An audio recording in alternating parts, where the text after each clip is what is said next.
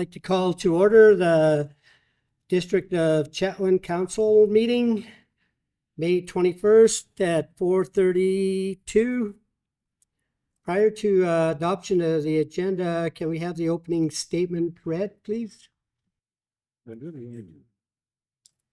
As we gather today on the traditional territory of the Treaty 8 Nations to conduct the business of the District of Chetwynd, we do so knowing that we are privileged to serve the citizens of this community, and we shall endeavor to conduct our business in their best interests. Thank you. Thank you very much. Prior to adoption of the agenda, does any councillor have any new business? Councillor Wark? I would like to add kind of a list of things. I'll start with the Moose Hide campaign. And I think I'll just put it generally under a topic of a newsletter. Thank you.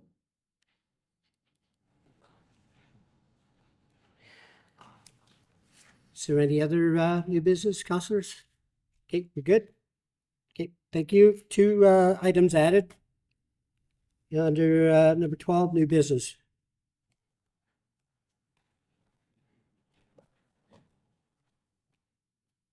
Okay, minutes. Minutes of the regular council meeting held on May 6, 2024. Motion to receive. Second. All righty. Do we have to go through that? Okay. Adoption of the agenda with the two items added for new business. Second. All those in favor? Carried. Okay, minutes. Can we continue now? Okay, thanks. Thanks, Steve. Okay, minutes of the regular council meeting held on May 6, 2024. Motion to receive. Second. Any omissions? Errors? We're good? All those in favor? Carried.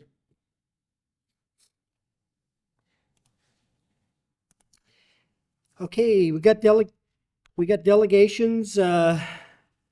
Rob Schweitzer and Shane Greenlees from BC Wildfire Service. Shane, up to the podium, please, and state your name and what position you hold with BC Wildfire. And do you have Rob? Go ahead, Shane. Yeah, hello everyone. My name's Shane Greenlees. I'm the current fire center manager for the Prince George Fire Center. And also with us remotely here is Rob. You like to introduce yourself? I believe you're muted.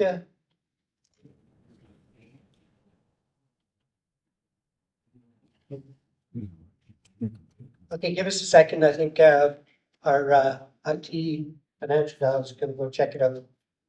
So let Shane continue until we correct that. Go ahead, Shane. Okay. Thanks for having us here today. It's a pleasure to come and speak with you folks today. And, I believe we're here today. Rob and I are here to speak towards the Chetwynd Fire Base. Yeah, just what position you hold in this wildfire? Myself, I'm the current fire center manager for the Prince George Fire Center.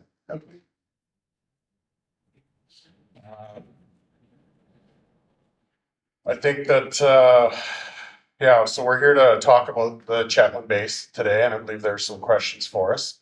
Rob was going to start off with a little bit of speaking, but maybe I'll just jump ahead. The one piece that I wanted to share with folks today is the information around the forward attack base and what that actually means.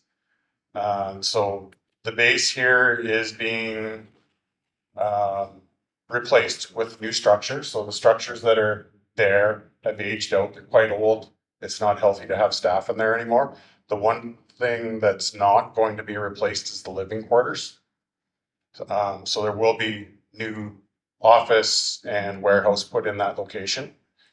And so what I've heard is the concern that there's a feeling that there's not going to be resources here in order to respond to wildfire. And that's something I'd like to help folks understand how our process works. So when we're looking at fire preparedness, we have weather stations all throughout the province measuring the forest fuels, how dry or how wet they potentially are. We also have a lot of science behind predicting what fire behavior could be if we get an ignition, what the fire growth will look like. We do that every day. And then every Monday and Thursday, we go through a more of a formal process where we have a really close look at what we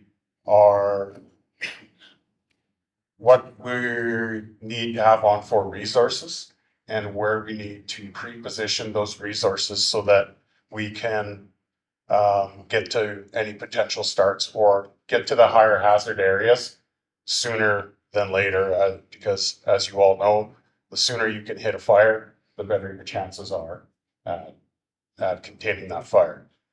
So for Chetwynd, now that the 3 initial attack crews have been moved to Dawson Creek, going through that preparedness process, we have 6 levels of preparedness, with 1 being the lowest. 1 is essentially if it's raining and there's no chance of a fire start or any growth. And in our preparedness plan, we start pre-positioning resources, crews, or other to Chetwynd. And so far this year, we've already talked about this a little bit, and we take this piece very serious. And we have forward attacked a number of resources here, and there's been a steady presence in Chetwynd. From late February on, we've been pre-positioning resources here. And this last little while, when activity in this region really picked up, we steadily had 2 initial attack crews, 2 senior response officers, heavy equipment, water tenders, and I believe at one point there was 5 unit crews, so 20-person crews that were in the area that were either working fire or ready to respond to fire. So quite a bit of resources, a lot of commitment on our end to ensure the safety of the community around here. Do we have Rob on yet? Thank you. Hello? Question,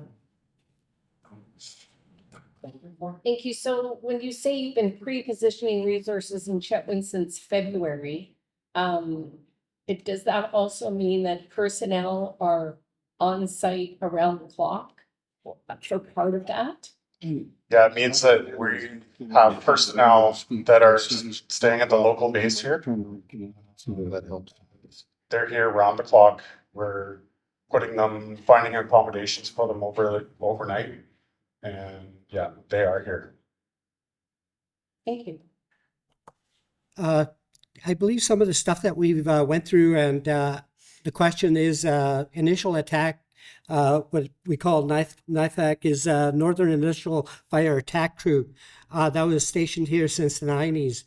And then it was kind of hard to understand why the initial attack crew and the forward attack crew. We want to know what the difference is versus them being here and have 3 of them living in Chetwynd, and then them not living here anymore, being moved to Dawson. And how does that affect the beginning? It won't affect the beginning. You're saying February at the start of fire season, or when you have people on the ground here in Chetwynd. So this is some of the stuff maybe we need to clarify when we do. Glad you showed up and wanted to present. These are the questions that we need to understand as a community, because I believe the biggest thing that happens right now is you coming here to explain to us about safety. I talked to Minister Alston, Forest Minister, and I just got off the phone Friday with Minister Ma. She's one of the ministers that is important to us. And I still have this belief that we are still going to be short. And I believe, and I told her, and I told Minister Ralston that it doesn't look good when you say it's going to take a half hour. I've got that in writing. We've all got that in writing. You've got the letter. I sent that to you. I sent that to ministers that I have contacted. We still need a great explanation. We don't want a good one.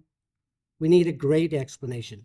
Safety is the number one issue with the forestry, with the fires, especially when our forestry is being decimated by forest fires, and hopefully we'll have a mill here in the next 10, 20, 30 years.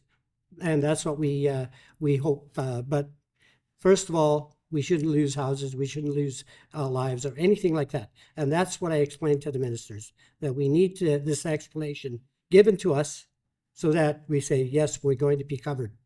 When I look at it, we are not right now, in my mind. My opinion is that we are not.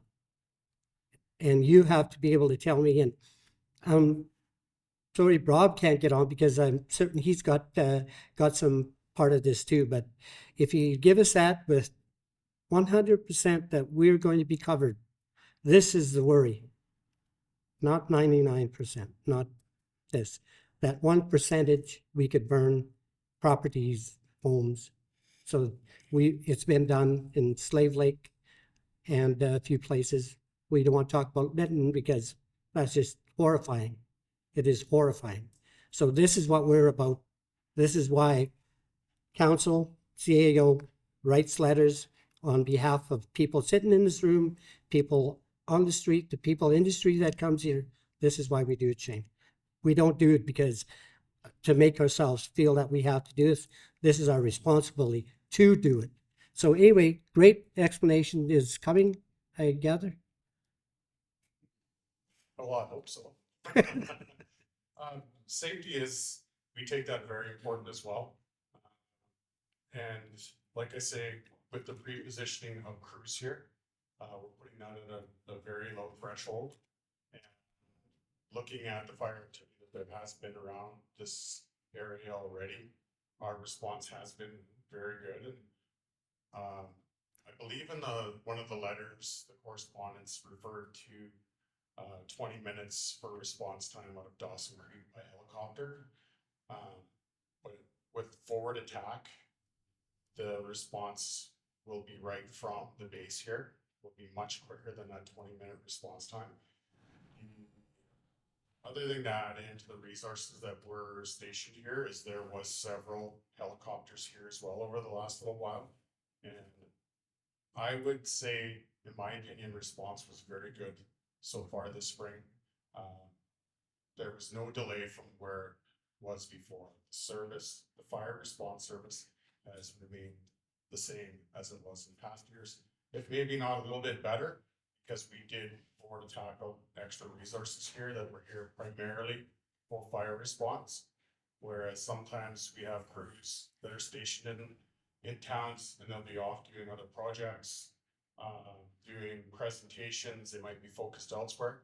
When they're here, the primary focus is fire response and readiness. So they're ready to go at a moment's notice. Okay. Any other questions? Because I got a few before Shane leaves the room. Go ahead, Councillor McDonald. Thank you. And just to add to what Mayor Couture was saying is that it's not how you guys have attacked the fires around here. You've done a wonderful job. We're grateful for the effort that you guys have put in so far this year for us. It's the additional time frame of getting to you. So thank you for clarifying that. Although really good, I prefer a type of statistic rather than really good. Also, when you say pre-positioning people for the forward attack base, are we guaranteed a certain number of people here throughout the summer as our forward attack? The only time there won't be resources that are at the base here waiting to go will be either when there's zero hazard, like it's raining or it's winter time, or when everybody's already deployed onto fires. And normal practice for us when we do that is we will let the crews know that when they get to the fire that they're going on, that they need to always keep in their mind in their tactics and strategies that they have to be readily available if we need to pull them to a higher priority fire. And any fire that would pose a risk to a community or any type of structure or lives, safety, we would pull crews from. There are existing fires further out where the priorities are lower. So not, Mike? Yep, thank you. not. I can't guarantee a number that'll be here steadily because it will depend on the hazard. The greater the hazard, the more crews that we'll have here. If it's at a lower end, like a really low hazard, we'll have one initial attack crew, which is a 4-person crew with a responding truck. And there's usually a senior response officer here as well. Should we try, Rob? Can you hear us, Rob? And try to go ahead, Rob. If you could hear us, see if we could get you in on the conversation. I think you're on mute on your end, Rob. So. There we go. Thank you. Yes. So All right. I can only hear your answer to, but I can't hear any question. And Shane, if you turn your mic off when you're done talking, and when you'll hear whoever has the mic on. Just I'll give it a test run here. Hey, Rob, when were you born? He heard me. Okay. Thank you. Okay, Rob, if you, we were asking a few questions. Let's start with Councillor McDonald. You just want to ask Rob a few of the questions that you have to remember. If not, I could ask Rob myself. Okay, my question that I posed to, I'm sorry, I forgot your name. Shane, was, again, I just reiterated the time for, the response time. And then I asked about the Fort attack, crew that'll be pre-positioned here and whether or not there is a guaranteed number of people. Yeah, so I did hear Shane's response, so hopefully I won't repeat it, more time here. So thank you for this, offer of us coming to speak to you today and answer any questions. I'm Schweitzer, the Executive Director with BC Wildfire Service. My apologies for not being able to be there in person. I had a previous planned meeting in Cranbrook, so I wasn't able to attend in person. And the technical difficulties just show why you want to be there in person. As Shane stated, all of our crews in the province are mobile. So we have 150 initial attack crews, those are 4-person crews. We have 30 20-person unit crews, and then all the equipment and response officers that go with that. And we'll move crews throughout the province, regardless of where they're located, to the highest hazard areas, the highest risk areas. And as Shane pointed out, and I did speak to the mayor about this, our crews, when not fighting a fire or responding to a fire, they typically are doing other project work, training, things like that. But when we board attack crews to a location, they're there for a reason. They're there to respond to fire. So in fact, the response times in Chetwynd will likely increase because when crews are there, they are there ready to go either with a truck or with aircraft to respond to a fire when it's called in. Thank you. Councillor Nelson. I really appreciate you guys coming and clearing up a lot of the misunderstandings. Because when you remove the NIFAC accommodation, I think a lot of questions come up. I know they have for me personally, and I really wonder why we wouldn't replace the portion of accommodation. It sounds like everything you're saying is stating the fact that it's not going to affect response times. It doesn't seem very clear to me why you would remove accommodation in Chetwynd while we are surrounded by forests, while wildfires have put us at great risk, move it to Dawson Creek in the middle of a prairie. We all have this understanding or misconception that it's going to create a delayed response time. Can you help me clear up all of that? Sure. Do you want me to try that, Shane? Yes, go ahead. So, we have 76 locations in the province, and finding capital and money to invest in them, we're up against hospitals, schools, all the other limited capital funding. And so for us, we look at obviously response times, the number one piece, You look at where people are able to find accommodation, which is very challenging in this province, doesn't matter where you are. And recruitment and retention of people. When I went through Chetwynd a couple of years ago and saw the conditions of where our staff were living on the on-site location, I was quite concerned, to be honest, because they weren't acceptable for people to be living in. And that was something that was on me as the leader of the organization. We had already made an investment in Dawson Creek to build a new base there, buy a building and refurbish it to build a new base there. So when we do something like that, we have to look at obviously the response times and where people can live and where we can house, I shouldn't say house, where we resource these crews from. We don't typically do live-on bases in the province. There was only 4 locations in the province, Chetwynd being one of them. Being a landlord is very tricky, and we only do it kind of as a last resort. So while that investment was being made in Dawson for a new building to house a base, we knew that we still needed a presence in Chetwynd. So without the on-site living accommodation anymore, we decided that we would then build the infrastructure here to afford attack people. So that's, as Shane said, a new office space, a new warehouse, where our staff can come into the community, stay in hotels, and be at the airport, which is a fantastic location for us to be able to have helicopters and filling our water tenders and our trucks there to be able to respond immediately to wildfires. So it was really just a decision on where we made a longer term investment in for a kind of a building, but not housing, not living accommodations. And that's where Dawson Creek was, a decision was made a few years ago to do that. And then we needed to address the response times that we're hearing from council and locals in the Chetwynd area to make sure that those weren't impacted. Well, that was helpful. Thank you. I'm really quite curious how these decisions are made without consulting the municipality in advance. Well, it's a good question, and I'm not sure like what sort of consultation would have, so are you talking about living accommodations or just the fire response piece? I think all of it. I think that there's been so many misconceptions that would have been truly avoided. I mean, we've been talking to the media, community members are putting out petitions, and this conversation really should have happened in advance, so we didn't have to go through the discomfort of the misunderstandings. Right. And we'll own that as an organization. It was my understanding that we were attempting to communicate earlier. Obviously, that didn't occur.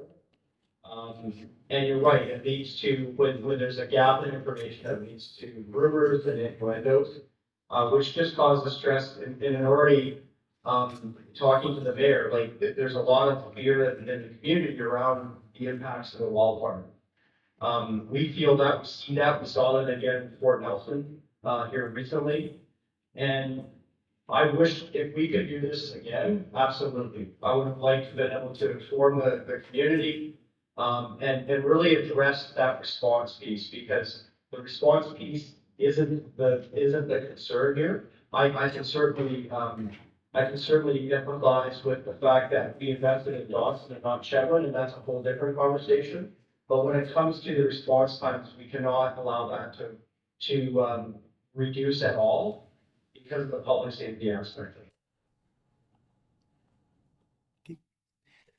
Yep, thanks, Rob.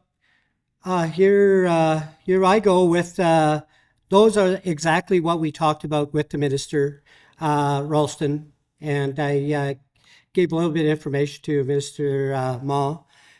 She's energy management and climate change readiness.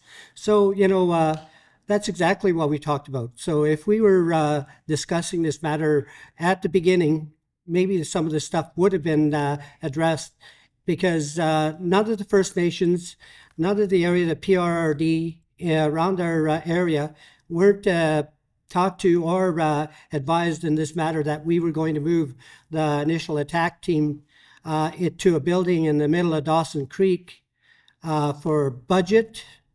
I don't know if you use the right word, constraint. And this is what I told Minister Ma. I hope we didn't do it for money, for this, in favor of safety for our people. That is not acceptable in any terms. So when you bring that stuff up, not acceptable, Rob. I'm glad you're here, but yet I'm glad you'll be able to take this back to the minister and tell them that when you do have citizens that are worried about their homes, about their families, and we get constraints on budget, that's BS.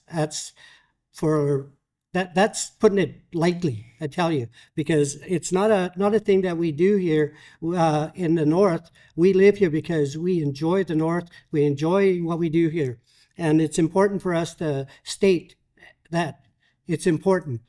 It should be important to you. It should be important to Shane that you do the best you can, and the best you can wasn't good enough in this terms. You know, the minister and yourself should have got together with the communities and advise them in that matter. And like Councillor Nelson said, she put it correctly, that why weren't we involved? A little bit of history.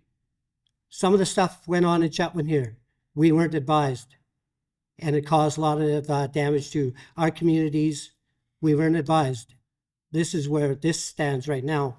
We weren't advised or given a chance to give our opinion. Even it might not have been heard, but when you give an opinion to the minister, to the agencies, at least we had that opportunity. In this case, it's after the fact, and we're looking at a building in the middle of Dawson Creek. They don't have a helicopter base. They don't have one there. My last chat with the mayor of Dawson Creek, they don't have one. We have one here in Chetwynd. We signed an agreement here, I think, 2 months ago. So we do have one here. And the base, we weren't talked about the housing. We would have helped. So the First Nations said, Chief was here. We met with Minister Ralston, and he said, we would have helped in that matter too. And I says, I wouldn't want it to go anywhere else, not in the middle of our town. I'd rather have it right where it is, because it just stands to reason. You put it where they could get to the fire the quickest. So that was some of the stuff that we'll probably be talking about in the next little while too. So it's kind of tough for me to swallow this pill that, yeah, it's still not out there, but I'm glad we got the fires that we did out, and I appreciate that very much, Shane and Rob. You guys did a great job keeping our community healthy. And we're still looking at a drought, right? So we're still in it. Hopefully we could come to a reasonable conclusion that we're happy with, because the explanation right now is still a little bit out there. And maybe we could get together, Rob, Shane, and maybe one of the deputy ministers and chat about it, because I certainly would like information, because the letter I got from the minister, it wasn't good. I did not like that at all. It take 20 minutes to half an hour to get to Chetwynd. And I told him that wasn't a great letter for you to send to me, especially when we're worried about forest fires, and we've had some before that letter was sent to me. So anyway, that's enough for me. I would like to chat. I would like to do more on this and come to a conclusion that's happy for everybody, like yourselves, because you guys put your people on the line of fire, I guess, lack of a better term. So thank you. Okay, last word. I just had one more thing that I wanted to mention, if that's okay. It's just our continuing work with the staff in our fire center and the district of Chetwynd on the prevention initiatives that are going on right now. I believe right now there's a community wildfire protection plan, or resiliency plan, sorry, that's being funded under the Community Resiliency Investment Program. There's a fuel management project that's been funded right now, and I believe that's going on right now, this year.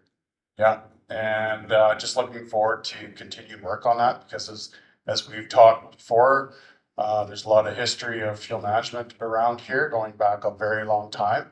It's something that we want to explore more in the future, which will help make the community safer.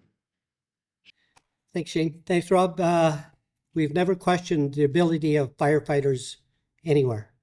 First responders are the total best people we have is in British Columbia that do that, and we do that well. Maybe because we do it often, but we do it well. Thank you very much for your explanation, and we will continue to talk. Go ahead, Jen. Okay. Okay, mine was on, Rob. Go ahead. Just before leave, just the second half of your presentation outline, if you can discuss community involvement and opportunities in fire response, preparedness, and wildfire mitigation. You have more information on that? For response, so we, through the local fire zone, and I'm not sure if folks are aware, the wildfire officer that's in charge of the fire zone is lives in Chetwynd here. And so we have a lot of relationships built with industry. We reach out and utilize the heavy equipment, water tenders. We encourage people to sign up.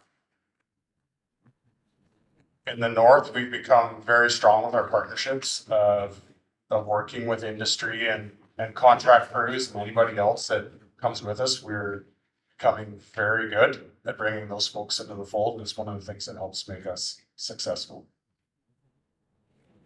Hope that answered your question. I was actually hoping for some more information on just preparedness and really if you could leave anything with the general public, say your top three ideas for this upcoming fire season or the fire season we're already in.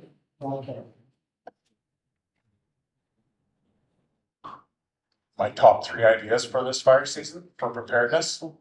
Fire smart is very important. It's proven that it works. For folks that haven't seen it, please encourage you to see it. Have a look at the information. It's really important. You have a lot of experience to go by where it does improve chances of structures and communities in events of wildfire. I think folks being aware while they're out and about in the forest, being careful, reporting fires if they see anything, because the sooner we can respond, the better our chances are. And I think from a larger kind of aspect is just continue moving forward with the prevention initiatives that are already going on right now and keep moving forward with that because it'll reduce risk to the community.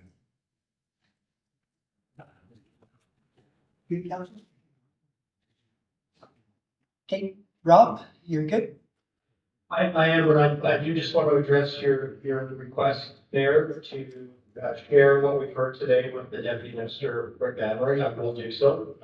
I'll actually be seeing this week in Cranbrook, and I'll pass it on the information you shared and how the conversation went today. Thank you very much. Thanks, Shane. Thank Rob. Yep. Take care. Yep. Thank you.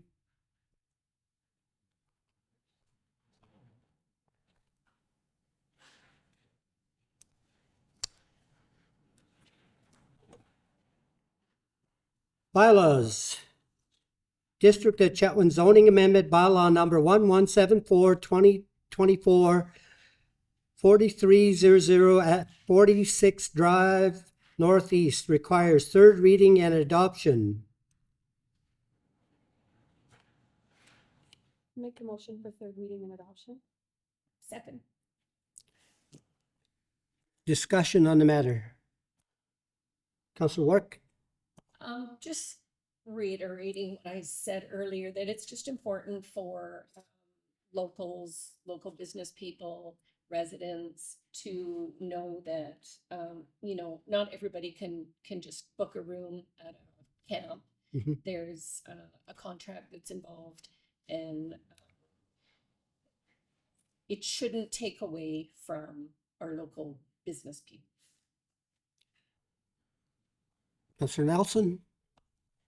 Yeah, I agree with my colleague, Councillor Wark. I feel that it's really important that we do honor the businesses within town, but the truth is we need to honor all the businesses equally, and to turn down an opportunity for one because of another doesn't really seem just or fair. I would like to see everybody be highly successful, and I think that there is a balance, and I think that these camps are honoring the hotels that are currently operating.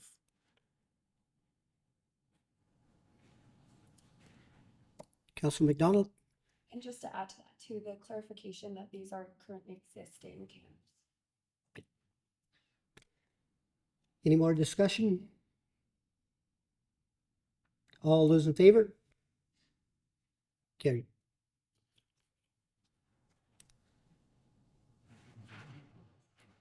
Bylaw number two, District of Chetwynd zoning amendment, bylaw number 1175, 2024, 44 14th at 44 Avenue Northeast requires third reading and adoption. I'll make the motion for third reading and adoption for bylaw number 1175, 2024, 4414 44th Ave Northeast. Any discussion on it? Councillor McDonald?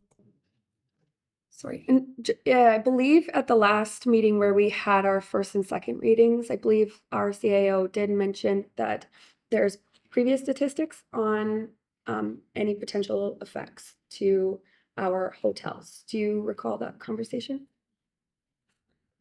No, I don't. It's, we don't really have a way of quantifying it. What I would have meant to say was that in the past, it's been like major projects like Solaris pipelines and that kind of stuff. Mhm. But I'm not aware of any actual statistics.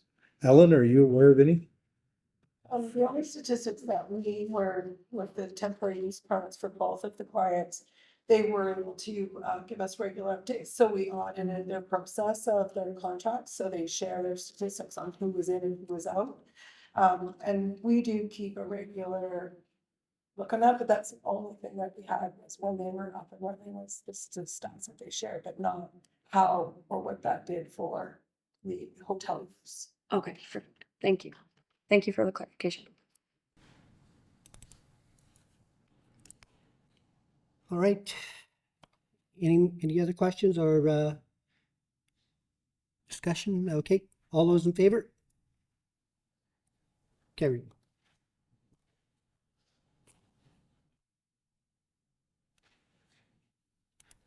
Okay, committee reports.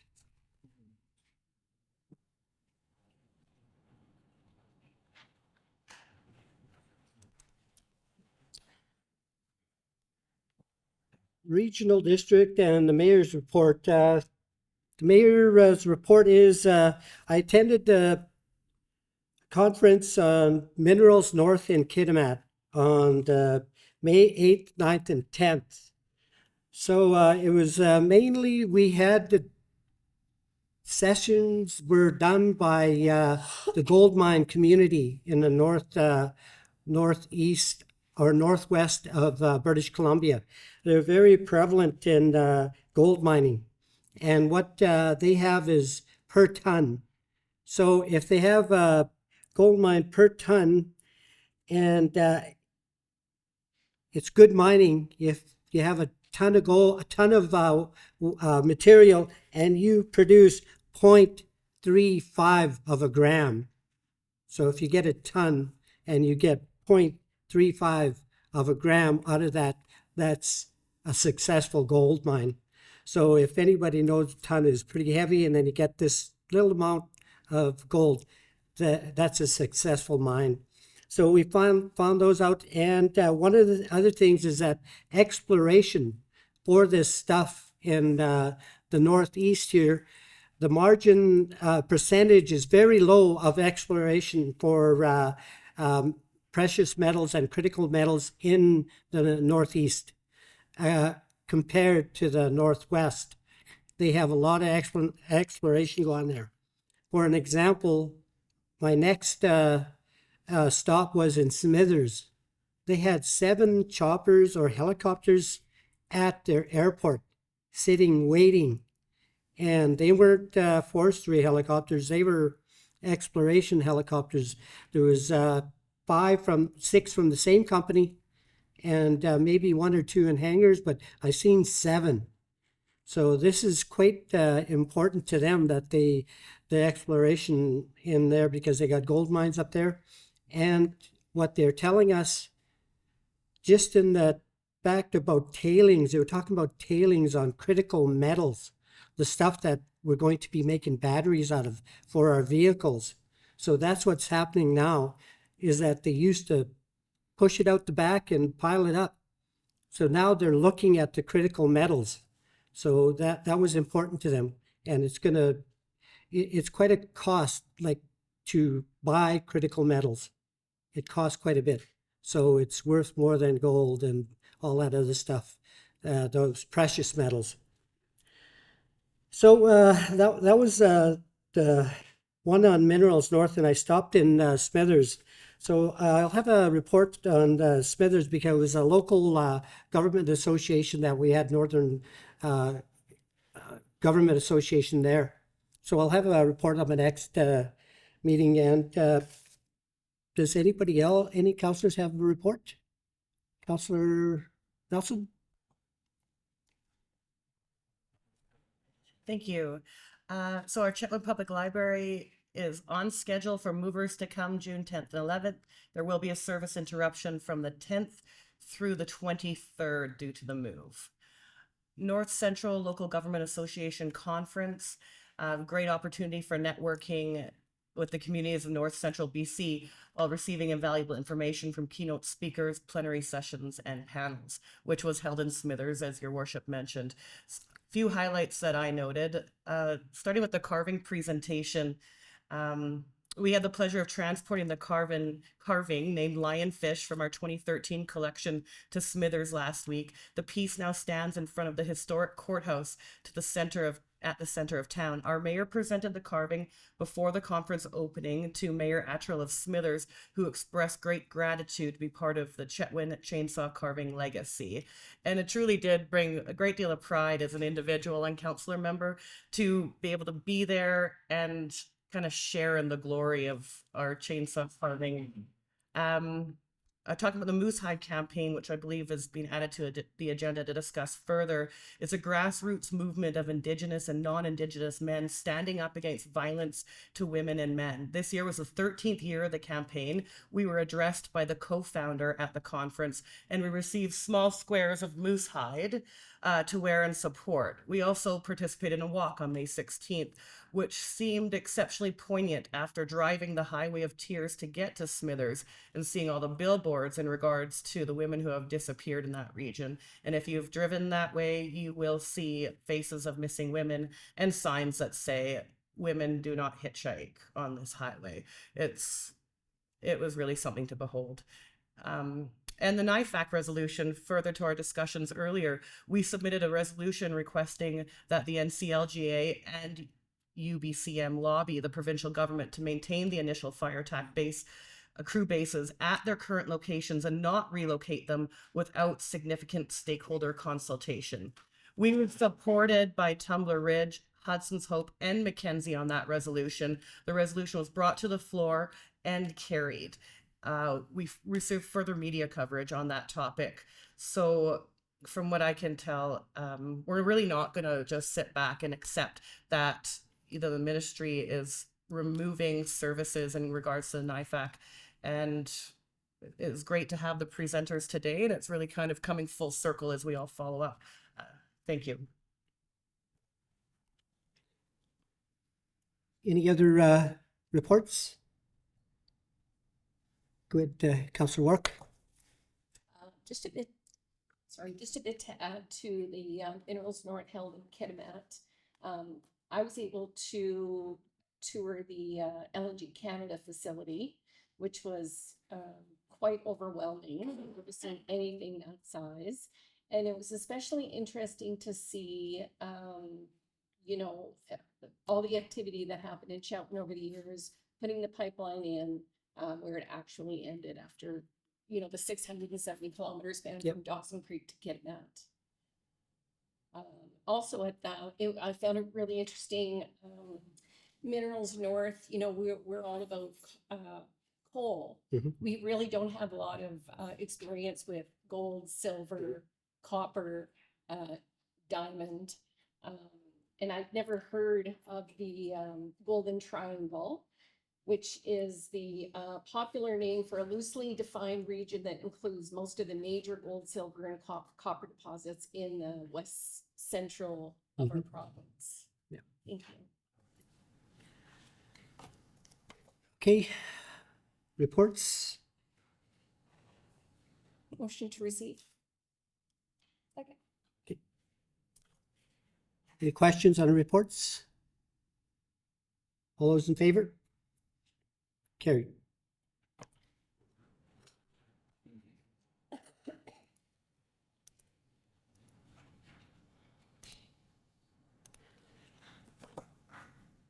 Discussion items.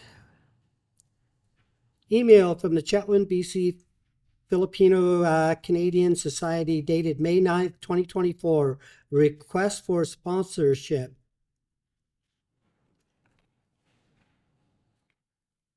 I'd like to make the motion that council provide a financial contribution of $2,000 to the Chetwynd BC Filipino Canadian Society to assist with expenses for the Spring Olympics 2024 in Dawson Creek, BC. Second. Go ahead, Councillor McDonald. Have we funded sports teams or athletics before? Chief Financial Officer. We have a policy that individuals or teams traveling to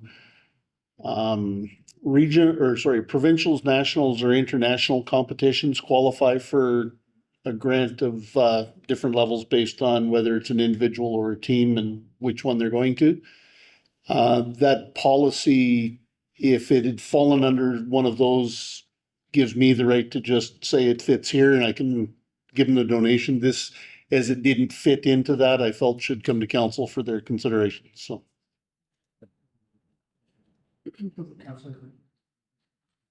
Would this fall under the grants and aid program? That is part of the grants and aid program, that policy I was just mentioning, yeah. It would be part of that, yes. Left in the grants and aid? There's a little over $1,000 of unallocated money, and then there's some money, some of the sports team stuff that I just mentioned that is available that hasn't been allocated out for other things yet. So. Go ahead, ask the question. So is there money available with the 2,000, right? Go ahead, Councillor Deck. Yep. Okay. Go ahead, Councillor McDonald. I'm trying to remember my question now. I tried looking up this Olympics and I could not find much information on it. Do we have any more information of what it entails, what all goes? Yeah. What we have is what you have in the letters.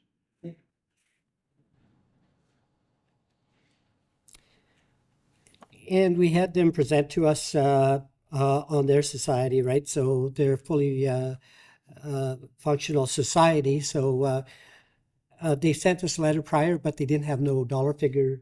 I believe we asked them to put a dollar figure to it. So, and how much do we have if we do carry on with this resolution or this proposal to give them the $2,000? Is it going to affect our ability to fund other groups? No, it's not going to affect our ability. I don't believe in the last 4 or 5 years that we've had more than about $2,000 in requests for that sports money. And there's we have a $4,000 allocation for that, so. Go ahead, Councillor Work. Thank you. That was one of my questions. Also, you mentioned something, Kevin, that if it automatically fell under the bylaw, it doesn't come to council? Is that correct? That's correct. Easy example, the high school team comes and says they've qualified for the provincial basketball championships, we just look on the table and say, there's your donation from council. Okay, so other than seeing the month end payments, how would we know about that? I guess, other than seeing those payments or a report from me that tells you that I issued those. If possible, I would like to make a motion to see that in maybe correspondence in the future. Right now, we'll direct staff after our motion. So we're any more discussion on the motion? Not seeing any. All those in favor? Carried. Okay, we have direction. Councillor Work. Go ahead. Ask CAO. Just that if you could share that information in the future. Thank you. We can. The caution here is that mayor and council generally don't get too far into the weeds on operational. We disperse funds daily and they're based on limits. So that we don't go and spend crazy amounts, but we do have to spend money to operate. But there's not a problem with this specific one for donations, to let council know. It's just, it'll be a little overwhelming on meetings. Meetings will get really long if we have to go through stacks of them. Okay, so just for clarification, I would just be interested in the sports teams that have received grants. And like you said, there's only been about $2,000 in the last 4 years, so that shouldn't take too much longer. Yeah. Yeah, absolutely. That's not a problem. What you do. We as in Kevin. Okay, carry on. They got direction. Correspondence. Motion to receive C1. Second. All those in favor? You want to discuss it? Okay. Go ahead, McDonald. Councillor McDonald. I would love to see attendance either from council or staff at this particular conference.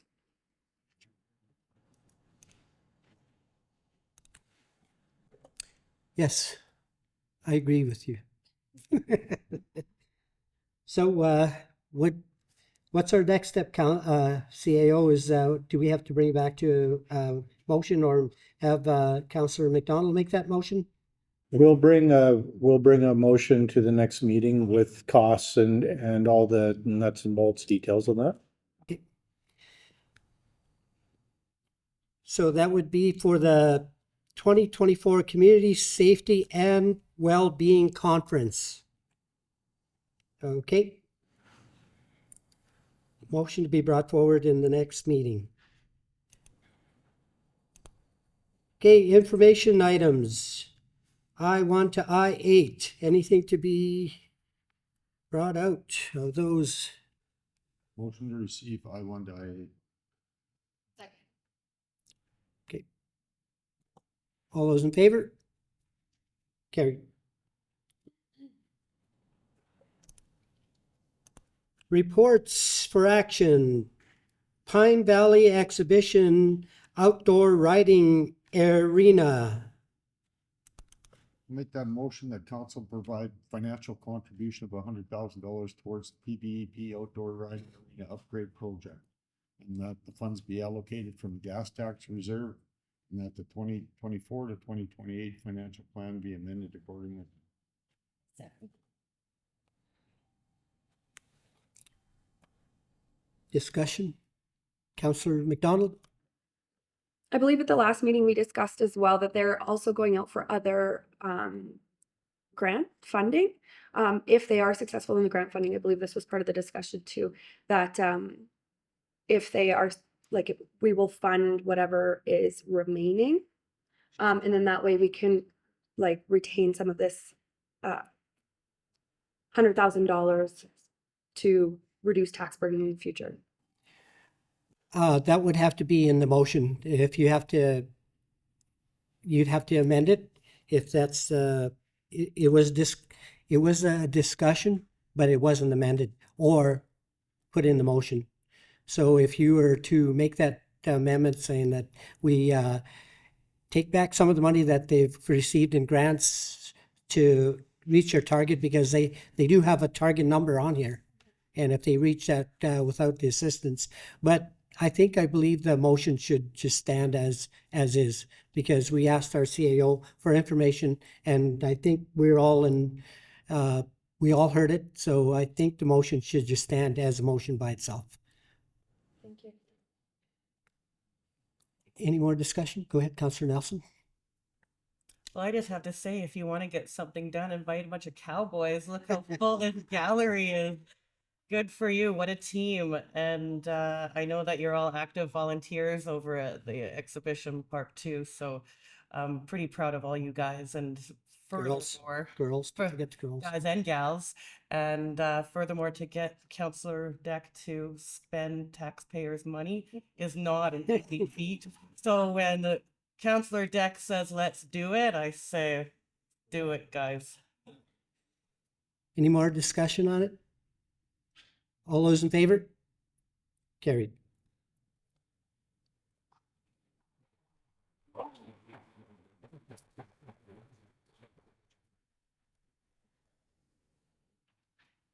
Okay, food cycler pilot program. Councillor Wark. Oh, you have to stay through the whole thing. You can't leave. You just got $100,000. Councillor Wark? Just to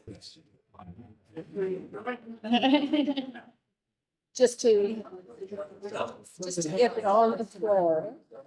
I'd like to make the council authorize the purchase of 100 countertop compost units for a price not to exceed 35,000 to be resold to local residents, and that the funds be allocated from the Climate Action Reserve, and that the 2024 to 28 financial plan be amended accordingly. I'll second. Okay. I just got a question, to be resold, is that we take a hit on that, like, give them the opportunity to just, not for the full value, but for just say that they're gonna take care of it, put money in, like you got skin in the game, I guess. Yeah, they're subsidized, so the residents will pay less than they're worth. The district will chip in some, and that's the way it works out.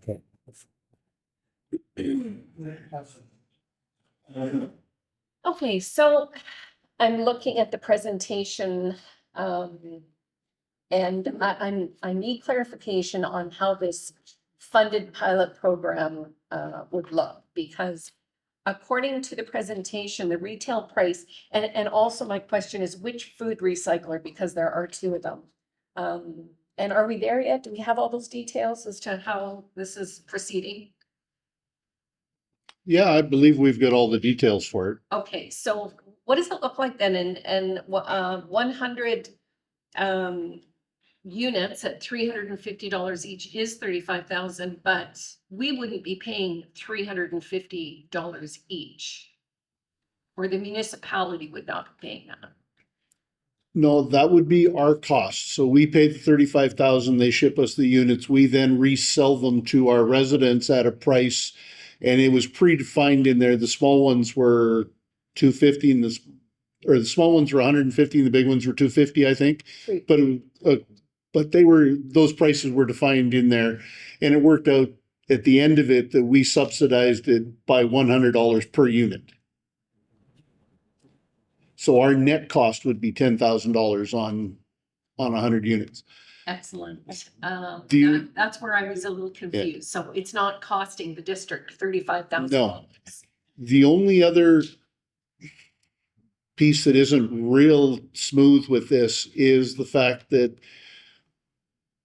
as a group, we have traditionally considered Chetwynd to be a much bigger area than what Chetwynd is.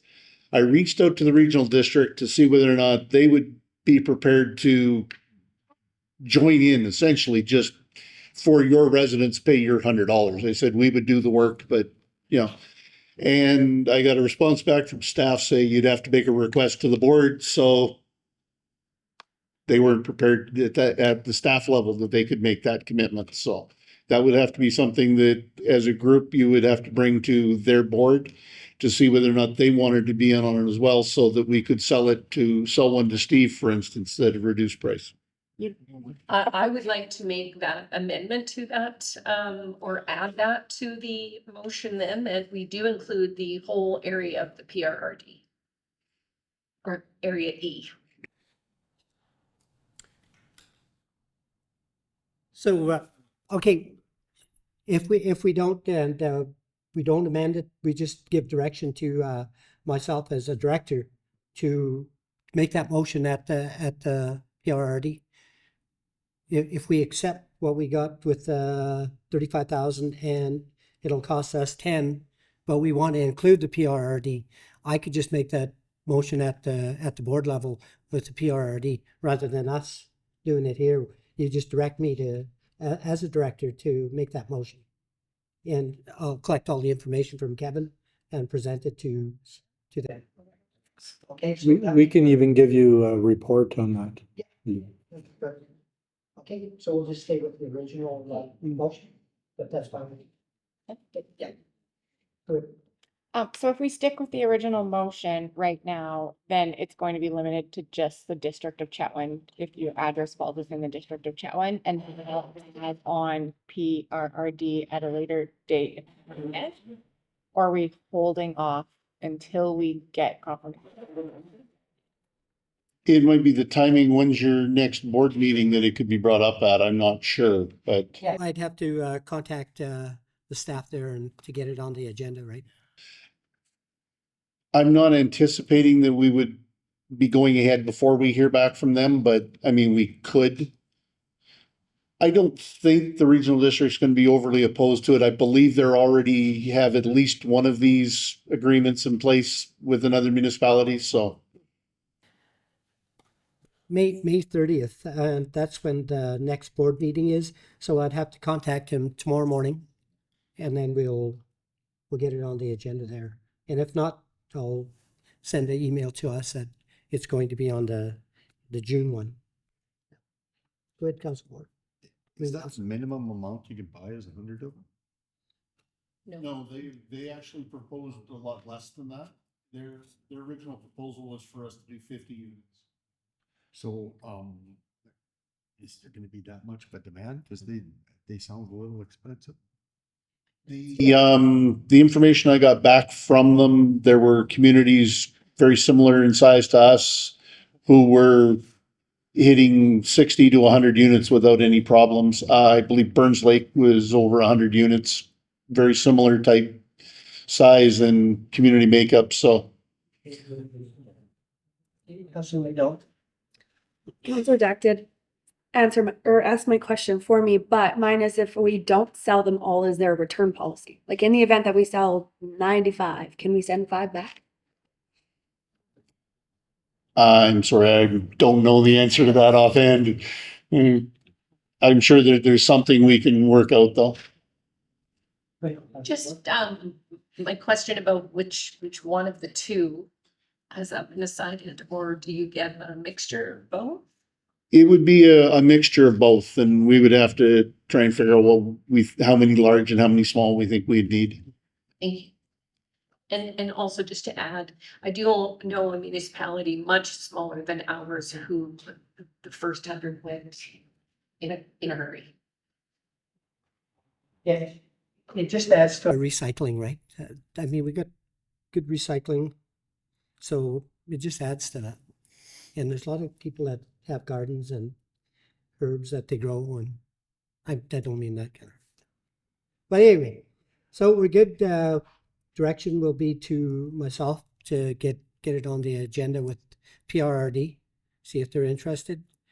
And Councillor Smith made a point that in our motion, it's just Chetwynd.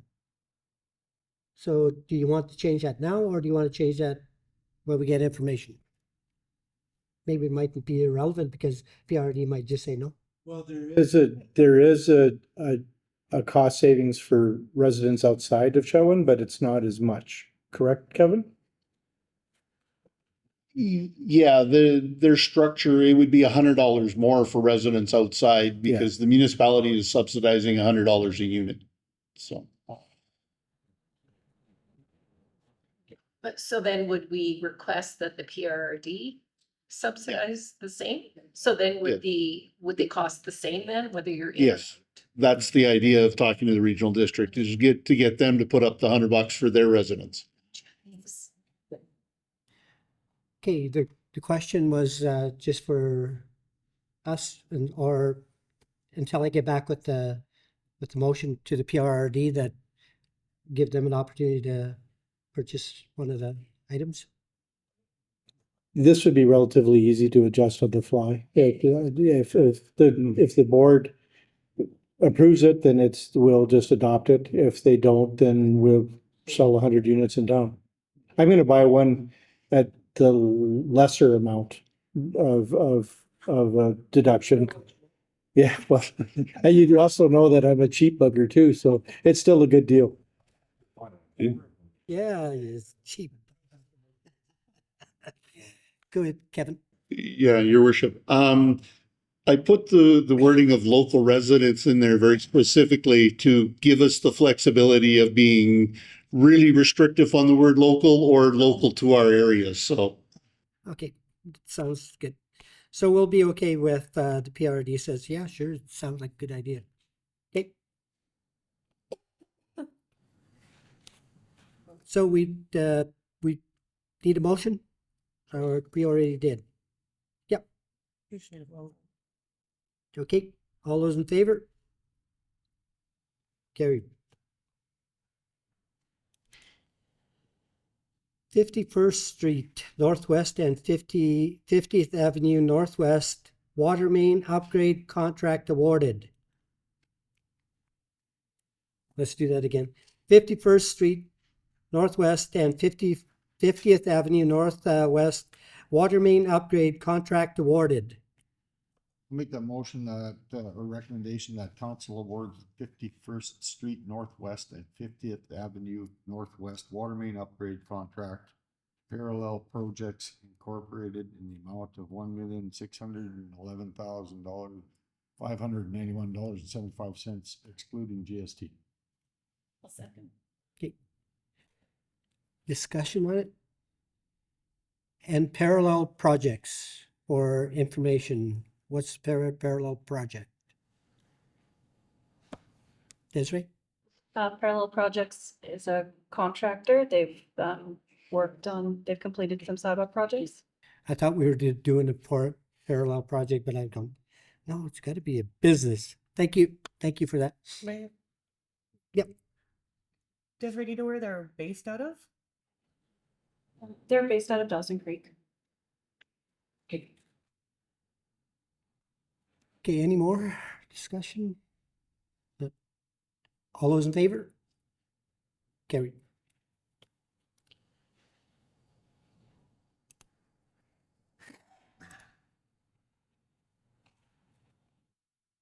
Where are we?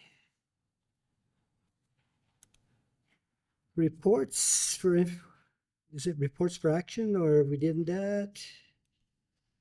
Reports for information. Road repaving project update.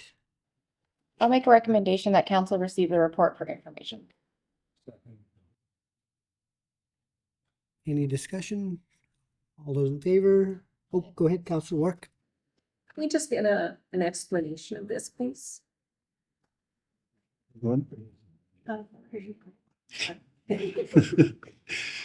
During our budget discussions, we talked about partnering with MOTI to increase the amount of paving we'd be able to do at the reduced rate because of the increased volume. As such, we don't have the ability to award the contract. MOTI went through their process. They've, they've awarded the contract to the lowest bidder. This is the one that it is, and we're just partnered with them on that to gain that economies to scale. Have we done this in the past? We have, but not recently. The last one was several years ago we did this way. But it is part of our purchasing policy that we can partner with senior governments and other government agencies for these things. And it's a significant savings for us? It is. Excellent, thank you. Councillor Smith? I'm just curious, what did we gain? What extra roads are we paving this year that we weren't going to be able to? Well, I suppose we did accelerate our paving plan schedule. So right now you can see we're finishing off South Access Road, part that's been unpaved. I think in the original plan before we were approached by the NOTI, that wasn't going to be completed for another probably 2 or 3 years. Thank you. Okay. Is there any, motion or anything, is this just, update, right? Proceed for information. Make motion to receive for information? I do. Yeah, it's done. All those in favor? Good. Seconds. Okay, let's, continue with, new business. Knowledge report and report. Okay, well, it's Blue Side Campaign and, new letter. Newsletter. Thank you. So this, all of the items here I'm gonna mention do kind of fall under a newsletter. And I really appreciate the app that the district is now offering its residents.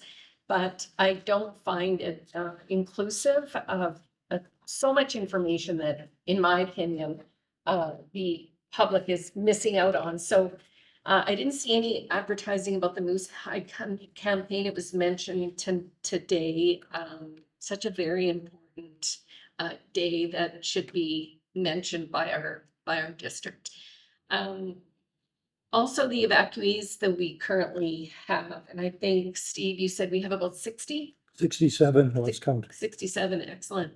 So I don't know if they're getting any free services, and maybe you're on a one-on-one basis with them. I don't know, but you know, I like to share information like that on Facebook, and I just can't find any.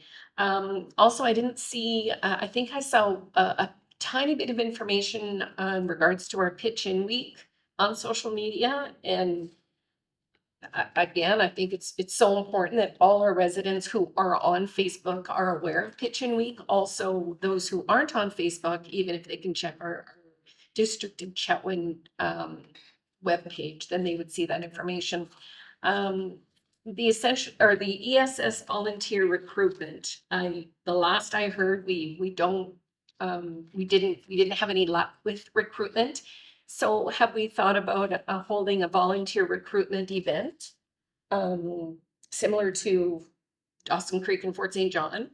And then the last thing I want to mention is Emergency Preparedness Week just recently happened, and I didn't see any information on that. I think all these things are extremely relevant to our residents, and I'd like to see it out there somehow shared on a consistent basis. And I'd also like to be able to just with a couple clicks find all that information that I need, especially any emergency preparedness information, evacuee information, ESS recruitment information. So very relevant to these times. Okay, all valid points and all things that we're actually working on. We've talked to a contractor about upgrading our webpage because it's grossly outdated and it needs some modernization. One of the things on the new webpage is either a banner or a button that'll be emergency information. We did advertise like on Facebook several different pages on things like what was available for evacuees. There's been and Pitch-in Week was. I mean, SNRI advertised, we advertised, a bunch of participants I saw Facebook posts about. That's the problem with social media, is it's hard to get it to everybody. We've talked in the past about newsletters.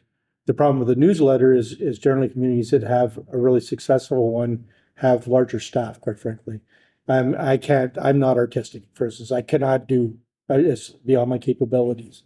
And for me to find somebody that has enough room on their desk to do a regular, relevant, good newsletter, we don't have the resources right now. I mean, we could look, if council wanted it, we can look at try to implement that position. We just lost Tyra in Visitor Information Center, so Ellen's doing her job now as well. Ellen wants to add something. I just wanted to, just remind, during the pitching week and the planning, when we worked at the trade show, and we all participated, I pre-did the poster for that, and we kicked that off that whole weekend for residents, and we handed out those posters. Just wanted to mention that. We did advertise it, so. Right. And just to, maybe not so much of a newsletter, maybe a calendar. Or, just as much information as we can on our Facebook page and our District of Chetwynd website. You're absolutely 100% correct. And the webpage, that's one of the things we've talked about is it has to have a really good calendar. Like our calendar isn't even on the current webpages, it's no longer even supported. So we can't utilize it the way a calendar should be utilized. Again, it's outdated. So we've been talking to a contractor. We've got the first plans coming. They're preparing an idea and costs and what it would look like and how to implement it. Because of course there will be a cost associated. It's been in my top 5 priorities since I started this role is to improve communication with the residents, because it's hugely frustrating for me that we can spread it so far and yet not get to everybody that we need to get to. And can I ask how the ESS, that service went during the evacuation from the NRM? And also, how many volunteers do we have? Volunteers fluctuate. For instance, this weekend we were short because one lady had a doctor's appointment and another lady had something else to do. We actually did really well on this evacuation, though it was a kind of a grueling one. It hasn't been a lot of people, but it's been every day for a period of weeks. We've managed to do what we needed to do with the volunteers we did have. We did get a couple of new volunteers, and a couple of people that used to do it have come back a bit. We've got some escalated training on the new ERA program is coming to us. Kevin arranged that so that we can get online instead of just all paper. So we'll be able to be more effective with the number of volunteers we do have. We didn't turn anybody away. We didn't fail to serve anybody. We did, the staff did an awesome job. I was, of course, in Smithers, but Kevin ran the show, and Robin and Deanne were working it, but Deanne's away on medical leave, so Robin stepped in to cover for Deanne. But we've got that capability. We're covering when we have the shortfalls, but it's asking a lot of any volunteer group to cover every day for a month. And so it's been very much like a number of volunteers, and then we've got 10 or 12 that we can resource, but we can resource them a day here and 2 days there and maybe next week. So it's not 12 people every day. Does that make sense? It does make sense, and I think it's important to be prepared in that sense. And I mean, if something were to happen, tomorrow, where, are we, are we prepared for 3,500 people? And how can we prepare for that? Because it's a reality. Well, we can't prepare for 3,500 people. We accepted 1,000 last year, which was roughly the same as what Dawson Creek and Fort St. John did. And that, we get maybe 120 rooms availability a day on average. I understand the hotels are operating at less than ideal capacity, but when we're calling for room availability, we're getting 120, 150 in a day. Then we get RV sites, which come and go in the summertime. So we have a limited amount of resources. It gets to a point where they say Chetwynd's full, go to Prince George. And that's what we've seen already with the Northern Rockies. We're a small community. We did with 7 people last year what Fort St. John did with 39. And we did like a couple hundred less in evacuees. Fighting way out of our weight class. Like but there is a limit to what our infrastructure will actually support. We can only feed and house so many people. And we're pretty close to the limit right now, actually. They were starting to route people to Prince George. Thank you. So we're, the hotels are at capacity right now? Well, we were getting, I don't know. I mean, we're told, like, we go by, every morning we call and we get room availability and we go by those numbers. And we were getting right close to what we could house. Enough so that Fort St. John was starting to suggest that the evacuees go to Prince George. But there weren't a lot. I think there was maybe 10 that were sent south. But we were pretty much at capacity. Not all the hotels participate. We have to have signed agreements with the province, and not all are willing to leverage their business, their profit margin. They're not gonna, if they have 50 rooms available, they might put like, say 10 as an example for evacuees. And that's not in any way criticism, because they are all, again, really, really, really helping. But they have a business to run too, right? You might have seen Facebook where Fort St. John, the hotels were getting criticism for asking evacuees to leave because they had pre-books, right? But they have to stay in business. They have to employ people. One of the things on evacuees, why I talked to Minister Ma was she called to thank the staff. That was the main part of her conversation with me, but we got into the safety part of it her main thing was to thank the staff and the volunteers. That was her phone call Friday. I think I emailed you about that, and but anyway, that was hers.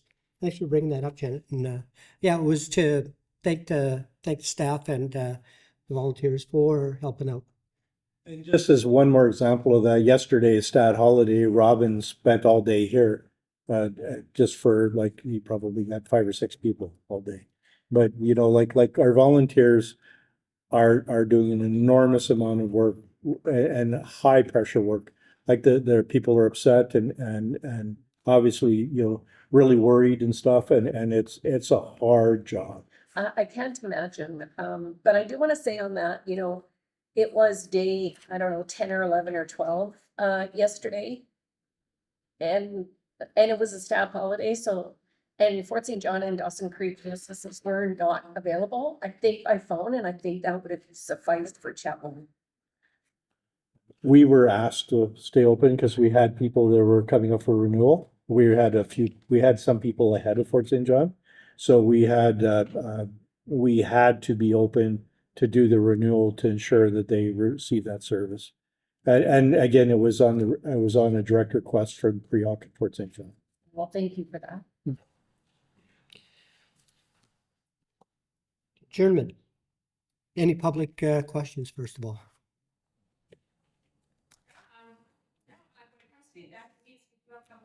Several chamber members who are often discussed to that these are non-league IJA, so we have back in the people serve members stay up as well as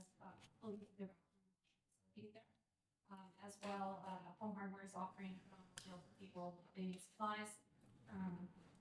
It is Naomi, did you want to step up to the mic? It sounds like it's information that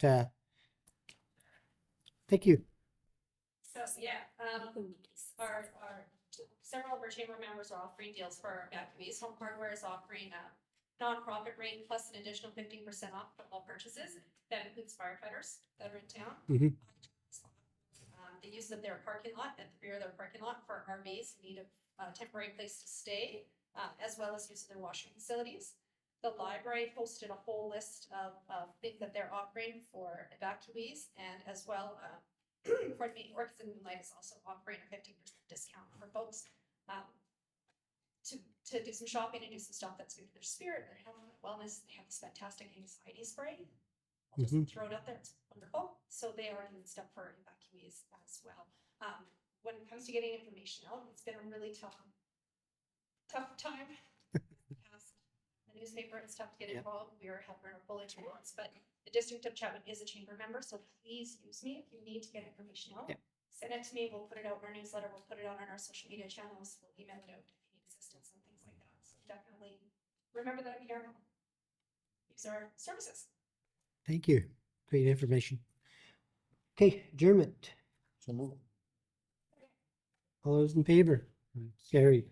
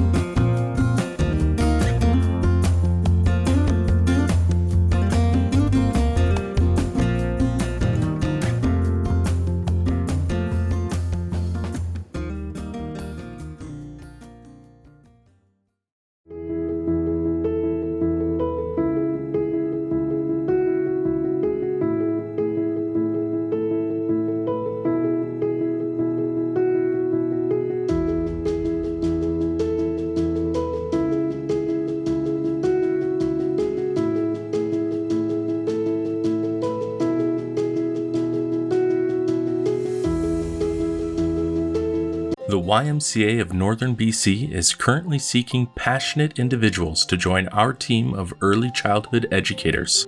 Our educators receive competitive wages, extended benefits, paid sick days, childcare discounts, 3 weeks of vacation, and a bonus of up to $1,000. We believe our people are our greatest asset. Join our team and start your exciting and meaningful career today. One team, one mission, endless possibilities.